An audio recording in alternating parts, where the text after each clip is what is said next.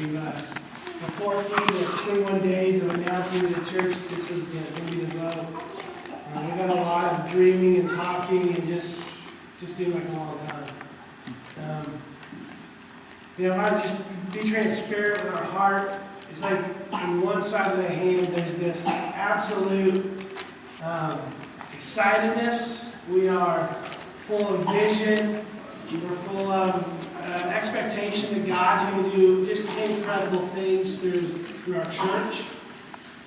And then on the other side of the hand, there's this, for us, there's this absolute dependence on God. There's this, I don't think I've ever been in a more humbling position. So, for you guys to vote and say, we believe in you guys, we don't take that lightly. When Joy and I was dating, we were probably 17 years old.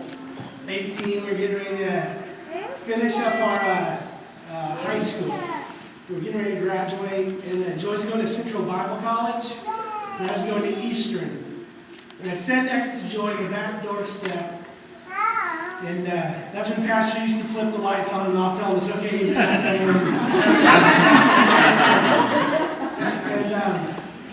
we were having this conversation of, Joy said, I'm going to Springfield, Missouri Bible College, so I'm going to Eastern to journalism school. And Joy said, I'm going to marry a pastor someday. And I looked at her and said, you're not going to marry me? And we had a very tough conversation at the back door about how our lives were going in different directions at the time. And we've internally joked about that for several years, and I can't believe what God's done. But this is just one more chapter. There's no way that 20 years ago when they hired a pastor and this church body gathered in a different facility and voted pastor in here in 1989, I was an 8th grade kid causing a lot of problems. And I was a boy who needed Jesus. That was my pre-Jesus era. And to think what God does in our lives. And it's a journey, it's a process, and we're excited to continue it for our own lives, but to help you guys walk that same journey. Part of a pastor is a shepherd.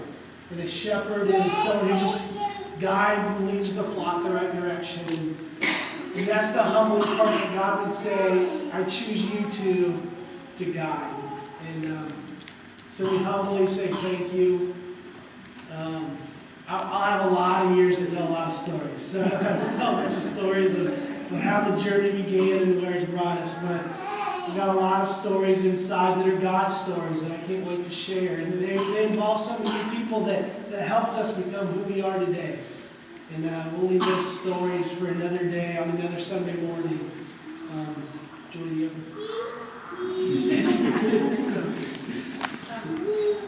I told him, I said the last time I was in this exact situation was 19 and a half years ago, and my family accepted coming to Mattoon out on a South Route 45 from McDonald's. That was where, we as a family were offered to come to Mattoon, and I guess I never would have fast forwarded 20 years and said we'd be here today in this situation. So, you guys are family. This is my hometown. This is home, and I can't imagine a family without you guys. So thank you from our family, and we just love you guys, and we're looking forward to the next however many years we're going to do this thing together. Obviously this year is going to be a year of transition. We got pastors transitioning out. And so our prayer for you guys is if we could paint a picture for you. You guys know what a relay race looks like. And so someone runs a lap, and then they pass the baton off. Another person runs a lap, they pass the baton off. And so between now of this day until the last day of pastor's retirement, if I could paint a picture, it's that area where two runners are in the same lane, and they hold on to the baton for so many steps, and then they let go. If you guys as a church body could just pray for me and Pastor for that, it's that area of time that we're holding on to the baton together. We're working these next however many months out together. And, we've never done this before, so that's our prayers. Help us pray for wisdom to lead us in this transition. And, you guys, this is a fortunate situation. Most churches don't have that. Most churches, the pastor leaves, there's vacancy for a while, the church board looks and searches and does a lot of stuff, and then a new person comes in, and the church is in unstable waters for a little bit. And we want there to be just such a smooth transition. So as me and Pastor hold on to that baton together and run this race together for these next steps of the journey, all we ask you to do is pray for us for wisdom and direction on how that flows and what that looks like. And we're going to have a great celebration for Pastor at the end of the year. And, we got some great days ahead. So maybe, Pastor, if you could come up. Maybe Brett, you could pray for us. Just Brett being the nominating chair. Just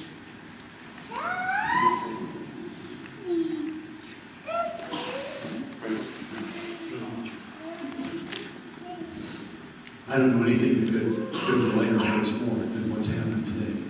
What a thrill. And we've talked with people who are in leadership in the state, and they're just in awe of what the congregation is passing through just now. And we look forward to the days ahead. They're largely uncharted, so this process of two hands holding on the baton in that transition zone is where we are at this point right now. And it's a joy to be able to share that together.